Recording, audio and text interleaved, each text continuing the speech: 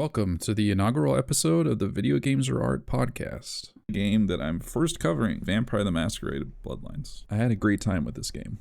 I beat this game, I think, like a month and a half ago. You know, when I played it, I didn't realize I was going to make a podcast and talk about it. In the future, I'm probably going to be making podcasts right after I beat a game. But I have tried to refresh my memory. I've gone through the list of characters. I've tried to refresh my memory of everything. And I think I have. We're going to talk about what makes this game truly special. There's a reason so many people still love this game. So we're going to start with about a minute of what happens at the very beginning of Vampire the Masquerade Bloodlines.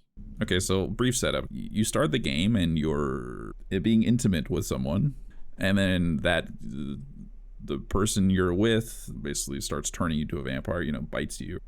And then these other vampires bust into the room and they find you, and then you find out that she wasn't supposed to, or he wasn't supposed to turn you into a vampire without getting permission, which leads into something I'm going to talk about a lot later. But you already get a glimpse of this society, so you're already having like a sense of like, oh, okay, it's not just so much of vampires running around, like it's a vampire society. It's like a vampire, there are rules to being a vampire in this place. And I should probably briefly mention that Vampire the Masquerade Bloodlines is based on the World of Darkness, if I had this correct. I'm not versed in this stuff. I just played the game. And then also a tabletop role-playing game, I believe, called Vampire the Masquerade, which is very cool. And actually, I would be down to try it at some point. I am a D&D dungeon master. If it's anything like D&D, tell me. I don't know. So you find out that she wasn't supposed to do that, or he wasn't supposed to do that. And this is one of the main characters of the game, Sebastian LaCroix, and he's basically saying that she's going to be executed. Let the penalty commence.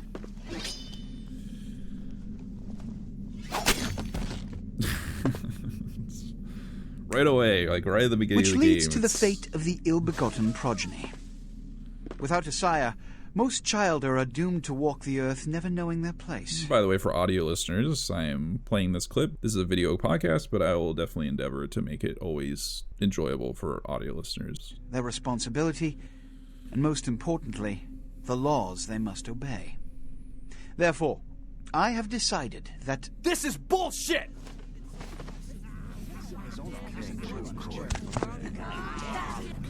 If Mr. Rodriguez would let me finish... I have decided to let this kindred live. They shall be instructed in the ways of our kind and be granted the same rights. Let no one say I am unsympathetic to the plights and causes of this community. I thank you all for attending these proceedings, and I hope their significance is not lost. All right, so there is Sebastian LaCroix saying it's kind of this big moment where it looks like your character might be executed right away. And then this other character, Nines Rodriguez, stands up and protests. And then LaCroix, you don't actually know what LaCroix was going to decide. It's implied that maybe he would have executed, but you don't know for sure.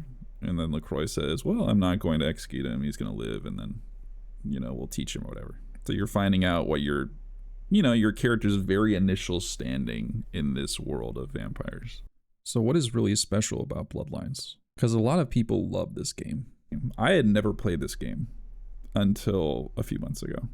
But I really like narrative-driven games. I love games with good stories. And this game consistently came up when I would search games with the best stories. Like, this was always mentioned, which is a pretty impressive feat for a game from 2004 that doesn't look amazing, that wasn't... Here's the biggest thing, wasn't really like an extremely mainstream game. I mean, sure that there are like old games that are mentioned with great stories, like Chrono Trigger or something, or Final Fantasy VI or Final Fantasy VII. Those are really old. Those don't have very good graphics. But those games were really mainstream, right? Those were super, super popular. How is it that this game that wasn't huge really has stuck around for so long? Like, there's clearly a very passionate community of people that really love this game, and so I was very intrigued by that. And I don't really care that much about graphics. I care a little bit, but I wanted to check it out because it would always come up. what is the hook of this game? The interesting thing is my take is actually that the story in this game is not that great. So like my take is that the story in this game is hold on.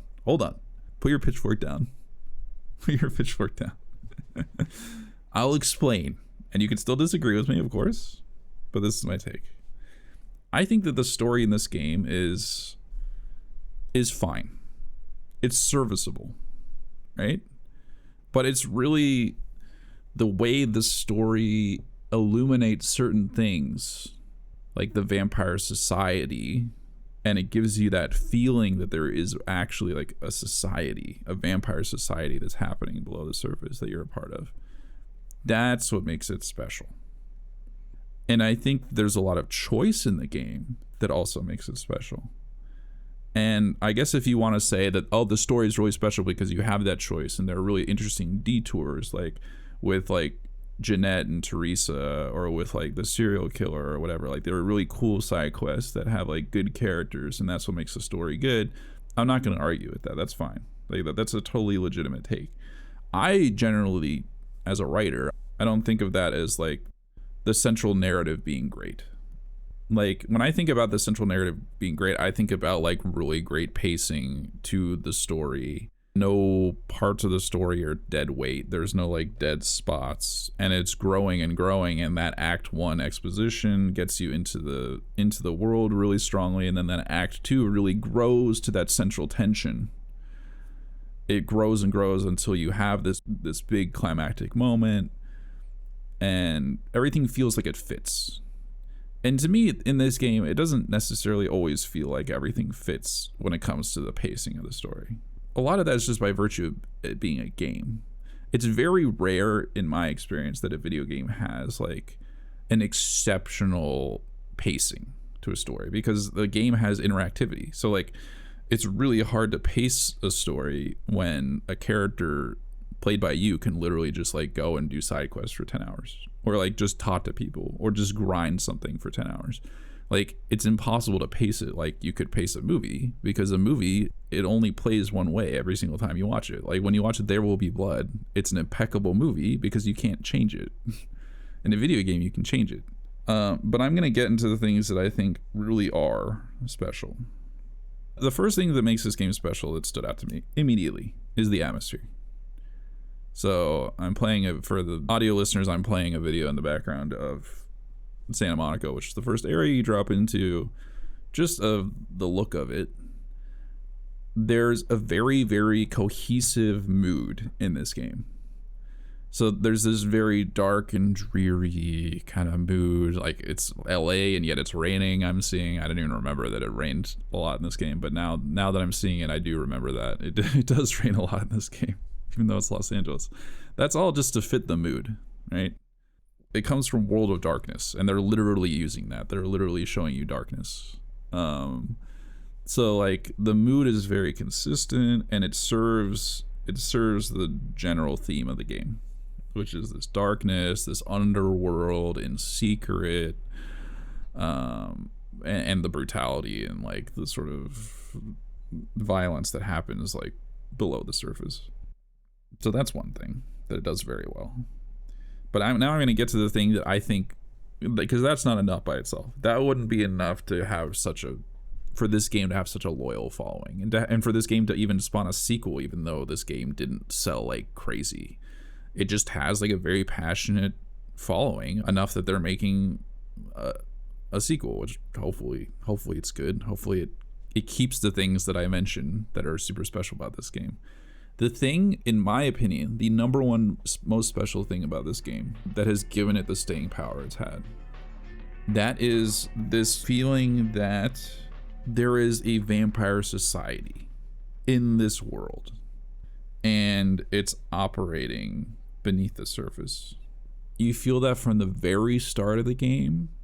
You feel that in the first area of the game when you meet certain vampires that have higher status, like Teresa and like Bertram Tongue, the Nosferatu, and you meet Ghoul, I think he's a ghoul, Mercurio, who works for LaCroix. you get the sense that there's this whole society, this whole system, and that continues throughout the game consistently. The Camarilla was kicked out on their ass a long time ago. We, the Anarchs, didn't want to play their politics anymore. Now LaCroix and crew pop in like they never left? No goddamn way. Their laws don't apply to us. And that, I think that's really, really impressive. I think that's super impressive in a game from 2004. It's super impressive, period. It's something that even modern games would struggle with, of like making it feel like you're really part of this larger society. But like, it's incredibly impressive in a game from 2004 with pretty small maps, pretty small areas that you run around in. Not a ton of characters, really. Like, when you think about it, most clans, like, you meet like one high up member of that clan, and with a lot of clans you only meet, like, let's say like Nosferatu, for example, who you actually, there are a fair amount of characters that are Nosferatu, but even among the Nosferatu, there are what, maybe 6 characters that you meet. You meet Bertram, you meet Gary, and then you meet the 2 in the underworld, and then you meet the other, Barbaros or whatever his name is. You basically you meet like 5 characters from that entire clan, and that's one of the more represented clans. So how is it that you still feel like there's a society operating? That's really, really impressive. Like, and it's because, I think it's because of the writing. I think the dialogue of the characters is terrific in this game. Don't be so hasty to inflate your own worth. You've succeeded once, very admirable. But in the grand scheme of it all, an infant stride of progress. If you're looking to make a name for yourself, listen very carefully. I don't remember seeing you on the guest list for the dinner party. We're having a wrap party for the Misfits, about 40 years late. Cast and crew only, boss. You might say like, well, why do you think the story is just mediocre if you think the dialogue is terrific? They're 2 different things. I think when it comes to story, a lot of it comes down to the overall, like, it's kind of the motions of the story. It's like, it's the acts of the story. So there's a 3-act structure to a story in general, which I can talk about more in depth, and I'm sure I will as this podcast goes on. But there are sort of acts within an act. So when you think about the great stories, hell, if you think about a movie like There Will Be Blood, every single piece of that movie serves a very important purpose to the motion of that movie. Like it's like the movie or the story is like a living thing, and every part of that story is serving that thing. It's like it's building out the breadth of that living thing. It's serving the character. It's like every piece needs to be there. Every movement within the story needs to be there. I don't think that's true of this game, and I don't think that's true of the vast majority of games. I think it's extremely rare in a game because, as I mentioned, it's interactive. It's very rare that like every piece needs to be there in the story, because gameplay is like always king pretty much in games, or most usually king. But the dialogue within that story that is a little bit meandering sometimes is terrific. So the dialogue with the individual characters that you choose to interact with, it reveals, it always gives you a hint when you're talking to a character that there's something much more going on in this world. So, you've come to barter information with the sewer rats. LaCroix must really be desperate if he stooped to consorting with their kind, and asking for my help of all peoples. And that's really the best and most cost-effective and efficient way for the video game developer to make it feel like there's this whole society, even though you're not really seeing it. Because you're not. You're meeting, like, for example, you're meeting 5 Nosferatu in the game. Like, you're not seeing this whole society. You're only seeing the big players. But all of them talk.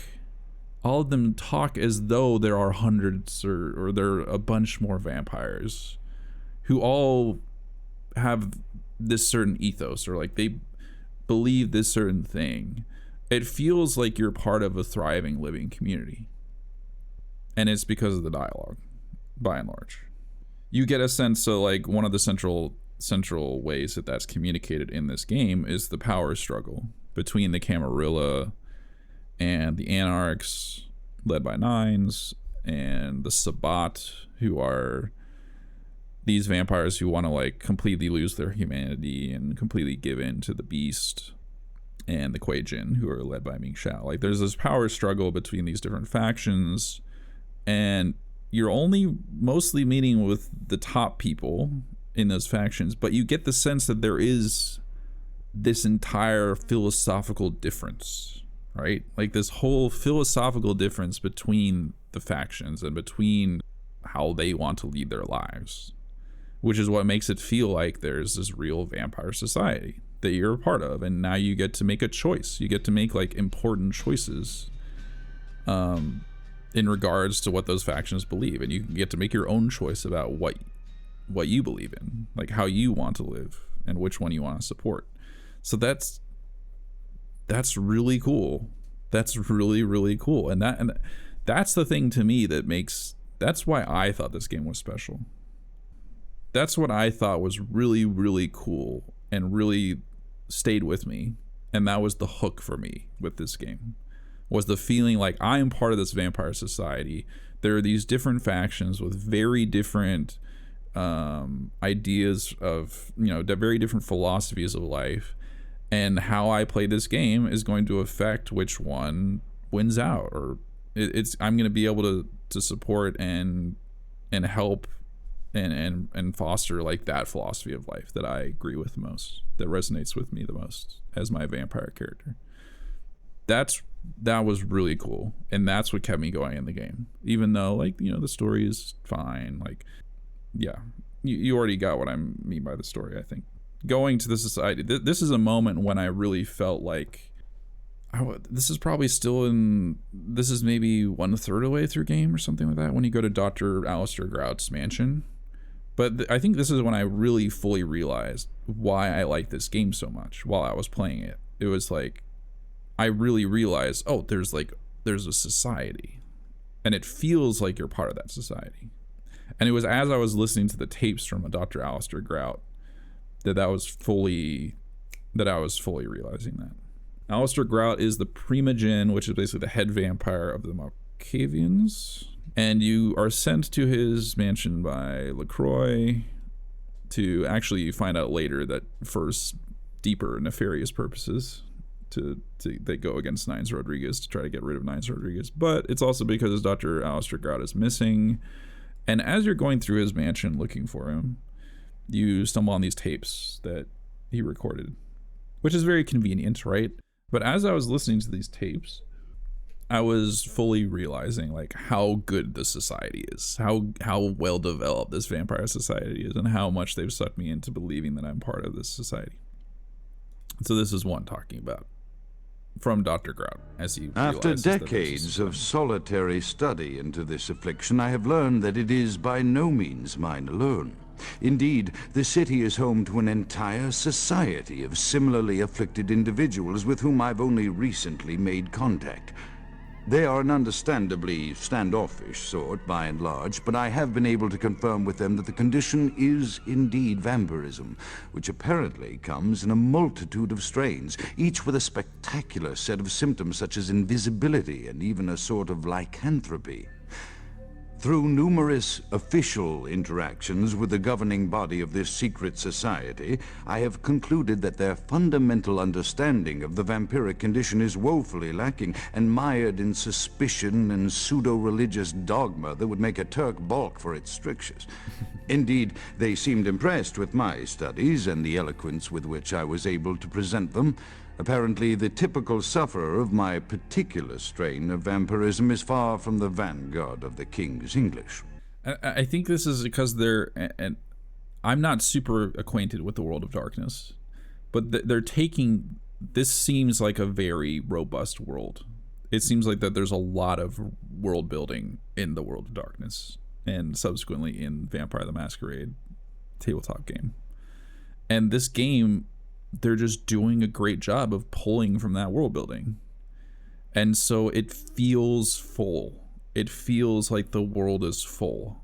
Like, Grout is talking about the attribute of the Malkavian, like how they're usually not good talkers. That's such a That's such like a good detail that hints to you, the player, that there's way more here that I'm not seeing. Like there's way more to this world that I'm not actually seeing firsthand, but it's there. It exists. And that's why the society feels so real. Because even though you're not seeing all of it firsthand, it all feels like it still exists. It feels like it's there because it's being mentioned in good ways. It's being mentioned in natural ways. So that for me is the number one thing that makes this game have lasting power. It's the one thing that makes this game special. And I think that that's what has made it stick for so many people. And I hope that the sequel does the same thing. I hope that it feels like there's a real society, number one. And then number two, it feels like your choices it feels like you're fighting in service to a part of that society, to one of the competing philosophies within that society you're fighting for. And that's bringing me to my second point regarding what makes it so special, which is that it feels like your choices really matter. And you have a lot of choices in this game, which again is like a really, really hard thing to do in a game. And they did it in 2004. So I've talked about the choices in regards to fighting for a certain philosophy, a certain faction, but then it also comes across just in the gameplay. I was super impressed with the gameplay in this game in regards to choices. So I played a Toreador who was very heavy on persuasion and seduction also, but mostly that just was a useful, helpful, easy way for me to refill my blood. Persuasion was the one that actually mattered more to the actual story. But I also had really high melee combat by the end, so I could also fight. And I also had pretty good stealth. And I really got the sense throughout the game more and more that I could approach it in different ways. It felt kind of like a Deus Ex, like in that that I could approach it through persuasion. I could just come in with my axe swinging or my sword swinging, or I could stealth. And the level design also kind of reminded me of Deus Ex, where there was a lot of level design where there were multiple routes through, which was super impressive. Like, I mean, that's a struggle for a lot of modern games, and that was super impressive. So this is a video of, I don't think I'm going to show the audio, so for audio listeners, I'll just kind of talk about it. But you're sent to the Elizabeth Dane, which is a ship, to find the coffin of the antediluvian, who is this like super powerful ancient vampire or whatever. And you're sent there, and right now the main character is talking to the guard and lying to the guard basically that he's a journalist, and so he needs to get into the ship to figure this stuff out or whatever. And also this is like a crooked guard. Now, I didn't even really realize you could do this. I think it could actually be hinted at more that you can do this. So I mostly just stealthed through this ship. But you can talk to this guy, which makes the mission way easier. Or you can just stealth. Or you can just kill them, which LaCroix has discouraged you from doing, but you can, right?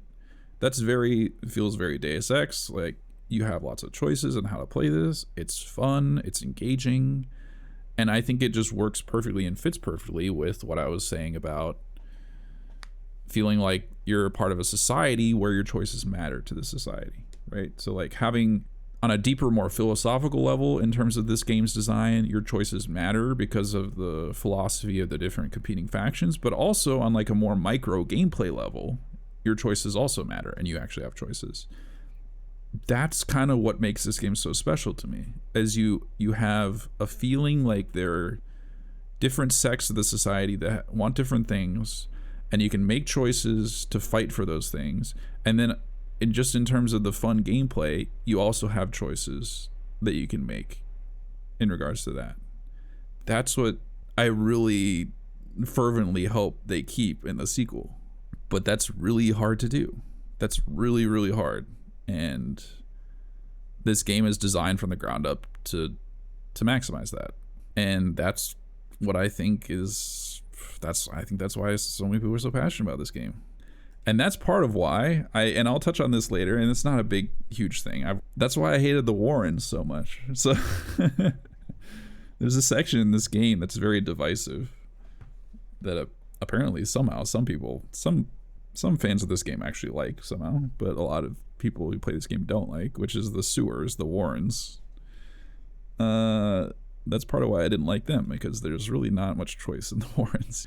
But I will touch on that further as we go. Briefly, it's not a huge deal, but I also will talk about the things that annoy me about a game. Alright, so let's get into the Act 2 of the story. I'm not going to go into super detail on every little beat that happens.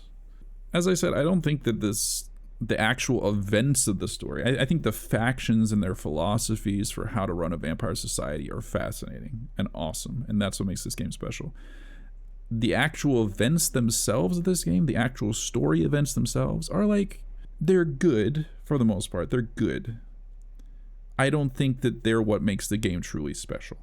I think there are a lot of games that have more momentous events, or like more, like Knights of the Old Republic, for example, have like really memorable events. And this game has a few. It has a few. Don't get me wrong. It has a few really memorable ones. But there are a lot of story events. There are a lot of side quests in this game, to me, that they were just good. They were just good. They weren't what made this game, in my opinion, stick for so many people so strongly. But as you get into Act 2, you go to Santa Monica and you start getting to know these vampires, and you start getting to know like the differences. It works. It works. You know, it maintains the player choice, which is what's so special about this game, or part of what's so special about this game. And so now for the audio listeners, I'm showing some of the quests, the Therese and Jeanette quest. So these are the two vampire women who run the asylum. I think it's the Asylum Club in Santa Monica. And it's an interesting, cool quest. And don't get me wrong, I don't want to say, just because I say the story isn't amazing, I'm not talking about the sort of micro story level as far as each side quest goes. I'm talking about the overall story. Some of these side quests have great stories in and of themselves, and this is one that I think has a really, really good story. Therese and Jeanette, really interesting story, really engaging, really wants you to delve deeper, wants you to figure it out. I'm not even going to spoil the end of this because it's not really necessary, but it's quote-unquote two characters that are very different and have very competing sort of ways that they live their life, which is, I'm seeing now, is even like a kind of foreshadowing of like, this game is kind of about that. It's about different philosophies for how you live your life. This is just a micro level. Later on you get into the actual factions, you know, like the Anarchs versus the Camarilla, but this is just it's just two individual characters who live their life very differently. And they're very engaging characters. I haven't even talked about the voice acting in this game, which is generally very good. Very, very good. Their dialogue is great. The characters feel like well-developed, fleshed-out characters. I do apologize for my sister's crassness if it made you uncomfortable. She's unabashedly scandalous, but in the club business, I suppose that kind of personality is a necessary evil. And you get a lot of these things throughout Act 2. You get like these just really cool side quests. You get a really cool side quest regarding the Thin Bloods. So I'm talking about Lily and how she's turned these various humans into Thin Bloods who are like, they're kind of vampires, but they're weak vampires. They're much more human still, but they're in like this halfway place. And this whole quest line is really, really engaging. It's really interesting. You want to know what happened. So like on a micro level, this game, it's almost like this, I don't think this game has like an overarching story that's truly spectacular, but I think this game has lots of like mini stories that are great, that are really, really great and very engaging. So if you come into it thinking of that or expecting that, you're not going to be disappointed. And I think that works really well in a game that is designed around like choice and competing philosophies and all these things. Like it makes more sense to focus on like having lots of good stories, plural, rather than having one overarching, like really, really super gripping story. Well, this is another great example of a great side quest, the serial killer. No! Back off, vampire! For much of the game, you're chasing after this serial killer, and you don't really know why, what's happening. But serial killers are interesting and fun. And then when you do finally find him, you find out some really interesting stuff. It feels very rewarding. Like, he's not just some brutalistic Sabbat type vampire. It's because of like very deep personal trauma that happened to him, and he's specifically killing certain people who caused his family to die, right? It feels like the characters in this game they're not just cardboard cutouts. They're not just like paper thin characters that are just in service to you, the main character. It feels like they have their own lives. That's something I endeavor to do when I'm running a D&D campaign, is like, I want to make it feel like my characters don't just exist for the main characters. They don't just exist for my players. My children were butchered by small-time criminals just looking to rob a house, steal a car, take whatever. No sense to any of it. No plan, no ransom. Just kill them because why? Because they were there? It feels like they have their own lives. It feels like they have their own inner lives. Even when the main character walks away, that character is going to keep existing. This game is really good at that, and it's because it has great dialogue that reveals, for many characters, it shows it makes it feel like those characters have their own lives, even when you walk away. So that's really cool. And it means that the overarching central narrative is not as strong, but it means that there's really, really good side stories throughout the game.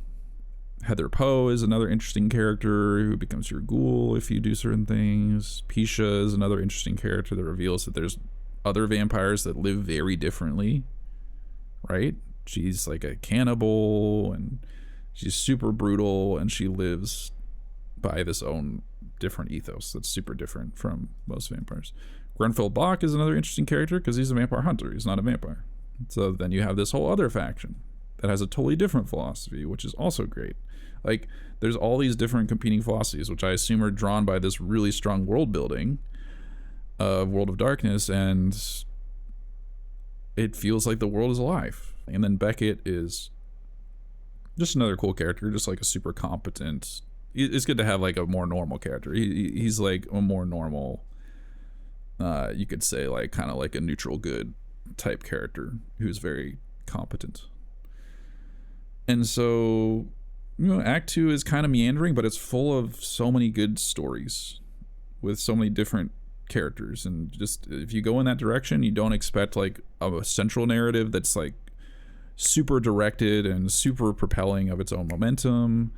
And you are cool with like going on all these different side quests and all these side stories that are all, well, I wouldn't say all, but mostly really rewarding in their own right. Then the game is awesome at that. It's so good at that. And that's credit to the writers. I mean, maybe I'm biased because I'm a writer and I'm giving too much credit to the writers, but I think a lot of it's credit to the writers. They're writing good side quests. They're writing great dialogue that makes it feel like the characters have their own lives. So this is just another example of something that happens as we near the central conflict that is going to resolve this story and resolve this conflict between the factions and their different philosophies. And as you make your choice, you meet this what is it, Zemitzi, who is leading the Sabbat, or is at least one of the leaders of the Sabbat. And so you learn the central driving force behind the Sabbat, which is really cool because the Sabbat have just been kind of animals and beasts for most of the game. And this is as Act 2 further grows and whatever. And it works. The central narrative might not have the most momentum at all times, but the various directions you go in and the various characters that you meet are all just really well done. This is, and I'm not going to talk about this a ton because it's not that important, but this is the one section of the game I actually just dislike straight up, which is, it's like the only section in the game I just straight up dislike, and that is the Warrens. I personally dislike the Warrens. Now, why do I dislike the Warrens? Honestly, one thing I dislike about the Warrens is just of how freaking monotonous they are. They don't look good, which I understand. The game is like supposed to be dark and dreary, and like being under the city and the Warrens is probably a lot of it's like, it's a metaphorical representation kind of like those general theme of the game, which is being out of sight, you know, being underground, being secret, this whole secret world of vampires. But did you have to do it for like an hour or hour plus for me? Because I didn't know, I was figuring out how to get through it. I didn't have a walkthrough or anything. Did you have to like make 4 levels of the Warrens? Like if you wanted to do like, as I was playing the Warrens, I felt like it could have been a quarter of the length that they made it. Like it literally could have been like 25% of what they did, and then it would have been okay. I would have been okay with it. I still wouldn't have loved it, but I would have been okay with it. It goes on so long and it's so monotonous, and it felt tedious to me. The other thing about the Warrens that I don't like, which I already touched on, is that in most of the game it feels like you have like this Deus Ex type choice. Like I can approach this in very different ways. Generally speaking, you pretty much have to play the Warrens one way, which is you need to have combat power because you're gonna fight these freaking beasts that the Simitsi has made.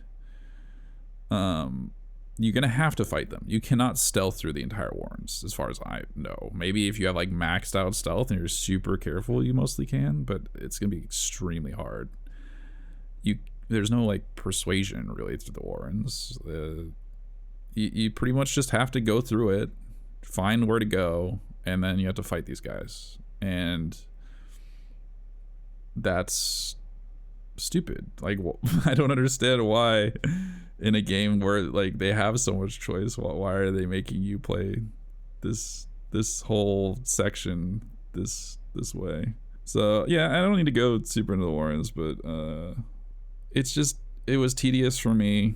It kind of sucked a little bit because like I wanted to see the end of the game. I knew I was getting closer to the end of the game. I wanted to see it because the story has, not even so much the story, like the world has been building in this direction where you really want to see how it plays out regarding the different philosophies of the different factions and like how you are going to be able to make an impact in that. And then the Warrens drops right before the end of the game, and it just, for me, it stopped me dead kind of in that regard, because it didn't develop the philosophies at all. It was just this super long gameplay / platforming / figuring out where to go section that didn't develop that at all, because there's like no dialogue. It's just this super long gameplay section that's boring gameplay for me. It was, and it looks extremely monotonous. I don't like the Warrens. If you're gonna play the game the first time, I guess play the Warrens, but honestly I would say as soon as you get annoyed at all, look up a walkthrough. Like just watch a video of how to of the path, at least, to go through it, so you're not just having to pull your hair out for it. And if you really just don't want to play it, then just skip it. I think there are mods that, I think the unofficial patch, there's an option because of how many people dislike the Warrens. I think there's an option of like you click a box and then you don't have to play the Warrens. All right, and then let's get to the Act 3 resolution. Boy, man, I have a lot to say about this game, huh? And I'm only going to show a tiny bit of this, and I'm not going to reveal. Once again, I assume you played the game, but there's no real reason for me to reveal exactly what happens at the end. But I'm just going to say it feels like your choices matter at the end of this game. It feels like your choice matters. You'll have the option of who to side with, basically, which faction, and then you'll even have choices within that of exactly what you do. And I'll just say at the end of this game, it felt like it mattered. It felt like I actually had a substantial choice that affected the resolution of this game. Now, one caveat I would say, like one issue with it that was nagging me throughout this game was, and I know that this is just because of design difficulty, there were a lot of moments where I didn't really want to do what LaCroix was telling me to do. And so that was my one nagging thing, that it felt like I didn't have a ton of choice in doing the missions that LaCroix was telling me to do. And that's just because like those were the main missions. Like it would have been extremely difficult for them to design a game where you can still advance the main story even though you're not following those missions. And that's just, yeah, that's just because they want to take you to those locations and they couldn't figure out other ways to get you to those locations. I think that they could have maybe created other ways, and there might have been a bit of a time crunch. Like, how about you don't want to do it for LaCroix, but then you mention it to Nines, and Nines is like, yeah, I want you to go to the Elizabeth Dane, I want you to investigate that. Or how about in regard to Grout, how about Smiling Jack is like, I want you to investigate this place because we're concerned about vampire hunters or whatever. I think that there are alternate ways that could have gotten you to those same important locations, probably, that didn't just have you doing quests for LaCroix. But I mean, there are practical considerations here. All right, so what are you left with at the end of this game? And that's the last thing I want to talk about. What is the taste in your mouth? Like, what are you left with feeling at the end of this game? Like I said, I think it for me at the end of this game, I felt like my choices mattered, at least at the end. Like I said, you're kind of forced to follow LaCroix for a lot of the game, at least in the big quests. But even while you're doing that, you're still able to kind of side with the faction that you most agree with. For me, that was the Anarchs. And you can also do your own flavor roleplay in your head of just kind of like, I like this character more. Like, I get along with this character more than LaCroix. And so I'm interacting with them more and more friendly with them. And you do have lots of dialogue options. So you're actually able to play that out in game in terms of being more friendly with those characters. So it felt like who I sided with, I mean, made a huge difference to the ending. There are a lot of different endings in this game. I was left with, regarding the Vampire Society, it was just really darn cool. And I guess it inspired me in a way.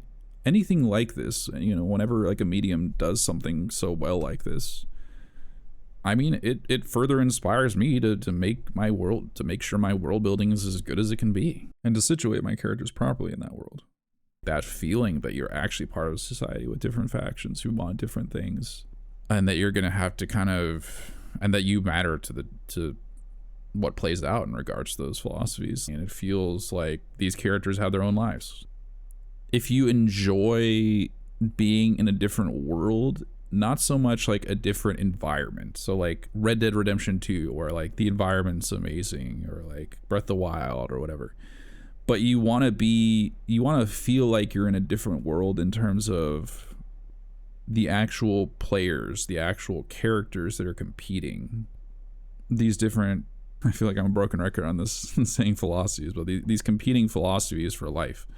And I want to say human philosophies, except they're vampires, but it can easily be equated in a broader sense, in a more philosophical sense. These are like different people who want different things from life.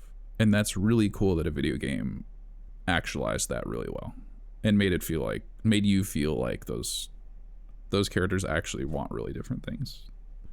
So in that sense, it's a great story. Final thing, which is it worth it?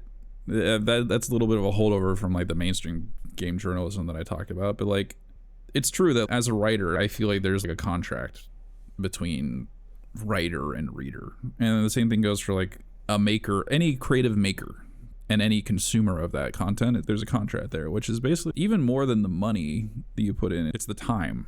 So you as the creator, your side of the deal is basically to make this entertaining enough, but also to make it fulfilling enough on like a deeper level than just pure cotton candy entertainment, to be worth the time and investment and effort that the person consuming it is putting into it. So is this game worth it? In my opinion, absolutely.